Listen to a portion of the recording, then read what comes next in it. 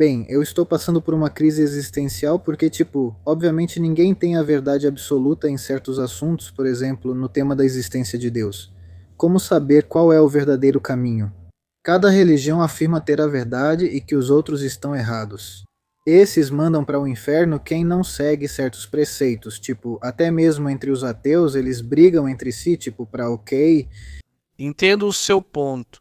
Eu acredito que não existe uma religião absoluta para toda a humanidade. Eu acredito que cada nação, cada cultura, cada grupo social, inclusive, acho que vai chegar o dia em que cada família terá sua própria forma de expressar sua espiritualidade. Não se pode afirmar que o cristianismo ou o islamismo são soluções para todos, pois cada religião tem características próprias, características sociológicas, culturais, antropológicas de um setor tão diminuto na Península Arábica. Por que achar que essa religião diminuta vai suprir a necessidade espiritual de, por exemplo, um japonês que não tem nada a ver em nenhum aspecto? O japonês terá sua expressão espiritual que desenvolveu durante milênios. No Japão existem várias religiões que, enfim. Mas eu acredito que sim. Existe, digamos, uma religião antiga, com alguns princípios que realmente deveriam ser seguidos, e essas são as leis noaíticas. Assim nós os chamamos de mitzvot bnei noach. Em hebraico nós os chamamos assim. Que são uma série de categorias, são 7 categorias que todo ser humano deve cumprir. E a partir dessas 7 categorias, aí vem a pergunta de como cada nação expressa a forma espiritual de cada um, das leis noaíticas.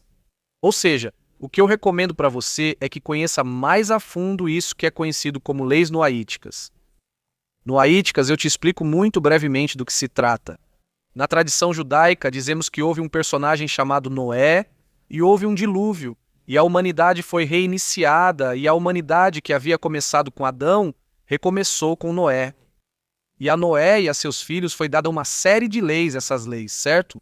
Ou melhor, esses 7 princípios, esses 7 componentes éticos para formar uma sociedade harmoniosa e coerente, e esses 7 princípios da humanidade foram entregues a Noé e seus filhos, por isso chamadas leis noaíticas. Noaj, em hebraico, é Noé, e noaíticas quer dizer dos filhos de Noé. São as leis dos filhos de Noé. Quem são os filhos de Noé?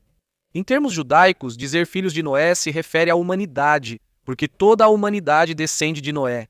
Em termos abstratos, certo? Não estou falando em termos científicos evolutivos, de Homo sapiens e tudo isso, mas sim em termos metafísicos, certo? E por isso eu te recomendo que ouça um pouco sobre o que é ser noaíta, e a partir daí eu acho que você pode, de verdade, digamos, puxar e começar a entender como pode aplicar isso na sua própria vida. Você está na Costa Rica, certo? Veja, alguém da Costa Rica que tem sua cultura, que tem sua forma de expressar as coisas, a espiritualidade. Você não precisa depender de uma religião inventada em Roma há 1100 anos, nem de uma religião inventada na Península Arábica há 1400 anos, né? Não, você pode ter outra, digamos, forma de acordo com as suas bases culturais, com as bases, mas o que é certo é que isso, do ponto de vista judaico, deve ser construído sobre o que se conhece como as leis noaíticas. Eu acho que por isso experimentar um pouco o que são as leis noaíticas, e a partir daí acho que isso vai te abrir uma visão muito mais ampla de como se expressa a, digamos, natureza espiritual humana para cada nação. Essa é a minha opinião. Espero ter explicado para todos, pois aqui há pessoas do mundo todo. Já vi muitos emojis de bandeiras dos países que nos escrevem.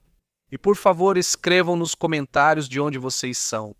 E acreditem, até mesmo pessoas dentro do país, até mesmo na Costa Rica, no norte da Costa Rica e no litoral, têm formas diferentes de se expressar. São culturas quase diferentes, mesmo estando sob o mesmo passaporte chamado Costa Rica. Por isso é importante lembrar que há muitas nações e, como você disse, 4.000 religiões. Qual escolher? Primeiro, é essencial conhecer o princípio maior, as leis noaíticas. Assim você começa a entender como expressar sua espiritualidade. Espero ter sido um pouco claro. Não, muito obrigado. Quer dizer, esse tema realmente é bastante complexo. E ainda mais porque desde pequeno colocam na nossa cabeça a ideia de que se a gente não segue preceitos, vai para o inferno e tudo isso. E não vou negar, quer dizer, eu realmente tenho um pouco de medo da morte. Quer dizer, já, e eu sei, eu estou convencido de que Deus é um ser de amor e que existe. Vou pesquisar o que você falou sobre como exatamente se chamam as leis que. Leis noaíticas. Ah, entendi muito bem. Noíticas. Eu também gostaria de abordar o aspecto que você mencionou sobre o medo. As religiões que não têm argumentos impõem medo. E não só as religiões, as ideologias que não têm argumentos vão te dizer isso. Se você não se comportar de acordo com o meu dogma, com o dogma que eu estou dizendo, você vai para o inferno. Nós, judeus, não acreditamos no inferno. Existe um conceito chamado Guénan, que é outra coisa. Parece mais com purgatório. Ameaçar com o inferno é porque esse dogma ficou sem argumentos e você não consegue mais reter as pessoas. E a única forma de reter as pessoas sob uma certa conduta ética ou religiosa, ou o que for, é preciso ameaçar.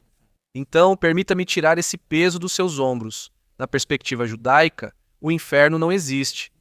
Se existe recompensa ou castigo pelas ações, isso não significa que podemos agir como quisermos e nos comportar mal. Não é assim. É extremo, mas você pode tirar o peso desse castigo eterno se não acreditar em certo dogma inventado em Roma. Siga no seu caminho sem medo. Como você diz, se Deus é bom, se realmente o chamamos de Hashem em hebraico, se Hashem é bom, não faz sentido que realmente Hashem vá te dar um castigo eterno por uma ação limitada que você fez. Não faz sentido. E por isso você pode confiar que Hashem vai te conduzir por um bom caminho. É só confiar nele e nada mais. Tudo de melhor para você. E bom, muito obrigado. E isso seria tudo. Então eu me despeço daqui por a vida e já agradeço muito. Muita pura vida, Maj. Mais do que ver o movimento noaíta, as leis de Noé como uma conduta ética e moral que todos os seres humanos deveriam praticar, e que talvez o judaísmo devesse, ou nós judeus deveríamos promover, para com todos os nossos outros irmãos, os seres humanos. O senhor acha que, além disso, deveríamos também promover, ou que o judaísmo deveria promover, difundir essa categoria de noaíta, também por uma razão de amor, respeito e admiração pelo povo judeu? E eu pergunto. No contexto seguinte, já que eu também estava falando do Dr. Francisco Gil White, que se identifica como noaíta, ele mesmo dizia que os rabinos, e o senhor é rabino, são zelosos na hora de converter uma pessoa. Eles recomendam que não é necessário se converter ao judaísmo, pois os requisitos são muitos. O estudo e as exigências não são poucas. Talvez devesse ser difundida essa categoria de noaítas, para promover o respeito e a admiração pelo povo judeu. Essa é uma ótima pergunta e foi justamente sobre isso que conversei com o Dr. Gil White. Não sei se é necessário promover ser noaíta para admirar o povo judeu. Eu não acho que isso comece por aí. Na verdade, eu acredito que a pessoa que se aproxima do judaísmo é porque já tem essa admiração de certa forma. Não acho que seja necessário promover uma admiração. O que realmente deve ser promovido é, como você começou a frase, na minha opinião, que é um mundo melhor. É um mundo ético. Isso sim, eu acho que deve ser promovido com Israel ou com o povo de Israel. Ou seja, mesmo que Israel não esteja na equação, é preciso promover um mundo bom. Para promover um mundo melhor, é preciso adotar várias condutas. Agora, a questão dos noaítas não é só que eu acho que deveríamos promover isso, está escrito que é uma mitzvah promover. Ou seja, é uma obrigação. Está nos Tosafot do Tratado de Hagigá, no Talmud. O judeu tem o dever de divulgar as leis noaíticas.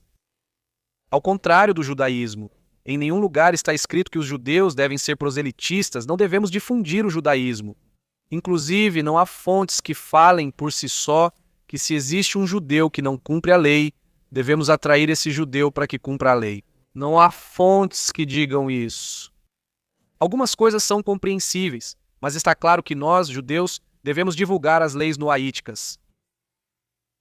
Agora, o tema das leis noaíticas. Falei com o Dr. Gil White.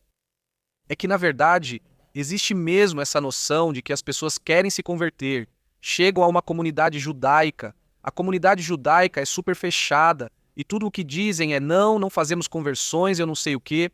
Na verdade, o pano de fundo, como eu vejo, e de fato conversei com ele sobre isso, é que o motivo pelo qual o judeu não é tão aberto às conversões é que as conversões existem no judaísmo. Não são fáceis, como você disse. É porque, na verdade, consideramos que os não-judeus também têm um papel, também têm valor.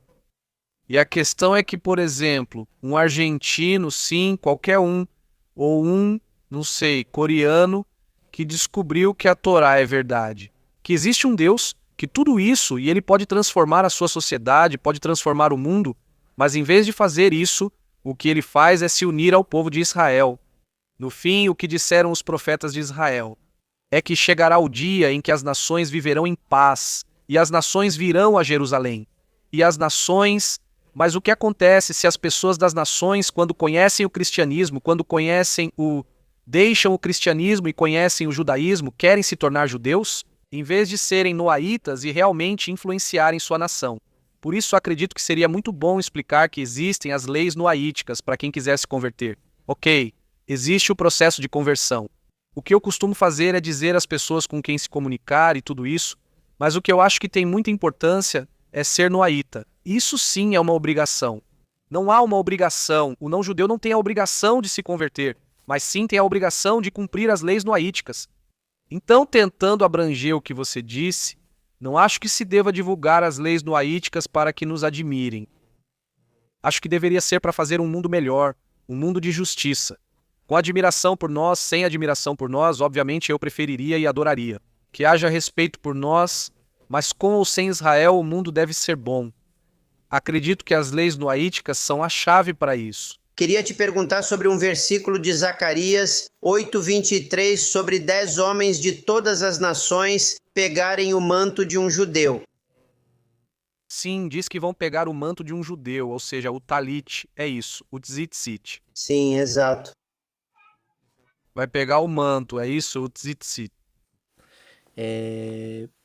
Para quem não sabe, o público, nós judeus, temos uma peça de roupa prescrita na Torá, que está em Números 15, acho, que é isso aqui, que nos cantos da nossa roupa colocamos algo chamado tzitzit. Desculpa, e houve isso. Mas qual é a interpretação?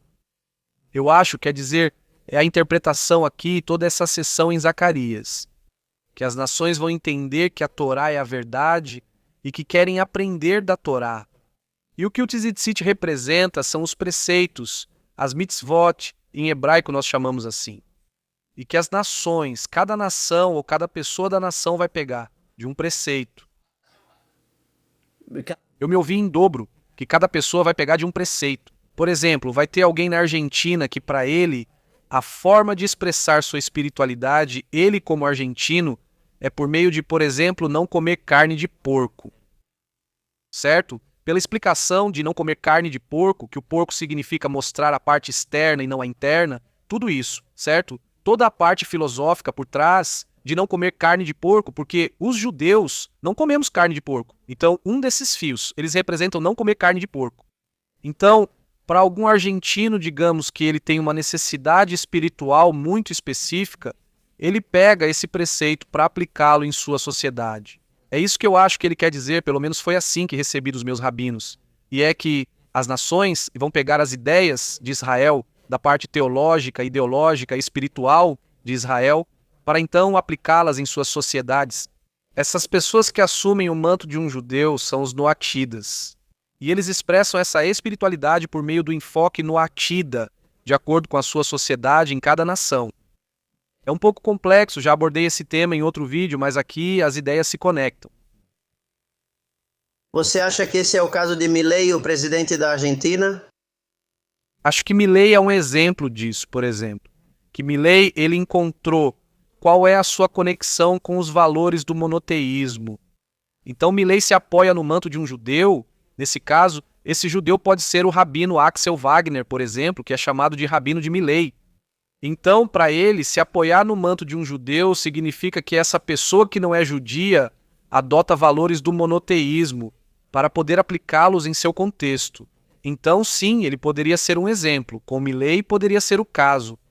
Há coisas que Milei não aplica de acordo com a Torá, claro, mas há coisas em que o enfoque monoteísta o guia, com certeza. O que eu queria te perguntar é se esse versículo também podemos associar ao Messias, e que ele vai trazer de volta as 10 tribos perdidas de Israel, como está escrito em Ezequiel 11, do versículo 14 ao 18. Há de fato alguns mefarshim, alguns exegetas que realmente explicaram que essa é uma referência ao Messias. Sim, há quem tenha interpretado dessa forma. Eu prefiro a explicação universal, que aliás não é contraditória, não se contradiz. Talvez, quando o Messias já tiver se manifestado, essa visão de que as nações vão aprender dos ensinamentos do Messias, para cada uma delas, para a sua própria nação, se cumpra. Está escrito que o Messias vai julgar entre os povos, assim mesmo. Significa que ele vai dar vereditos de acordo com a Torá para cada povo. E coisas assim. Então, é claro que existe essa exegese, como você chama, como você aponta. Eu me inclino mais pelo enfoque universal sociológico.